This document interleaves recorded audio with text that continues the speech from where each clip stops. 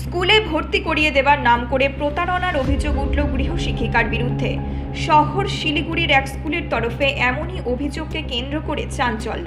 গ্রেফতার হলেন ওই গৃহশিক্ষিকা। অভিযুক্ত গৃহশিক্ষিকার নাম মেঘনা সাহা। তার সঙ্গে সৌম্যদেব সাহা নামে এক ব্যক্তিকেও এই কাজে জড়িত থাকার অভিযোগে গ্রেফতার করেছে পুলিশ। পুলিশ সূত্রে জানা গিয়েছে, সম্প্রতি শিলিগুড়ির একটি স্কুলে ভর্তি প্রক্রিয়া চলছে। সেখানেই দেখা যায় এক পড়ুয়ার অভিভাবক ভুয়ো অ্যাডমিশন স্লিপ নিয়ে স্কুলে হাজির হন। এরপরই অভিভাবকদের জিজ্ঞাসাবাদ করে স্কুল কর্তৃপক্ষ জানতে পারে এক গৃহশিক্ষিকা ভর্তির নাম করে স্লিপ তুলে দিয়েছেন। এরপরই গতকাল রাতে স্কুলের তরফে ভক্তিনগর থানায় অভিযোগ দায়ের করা হয়।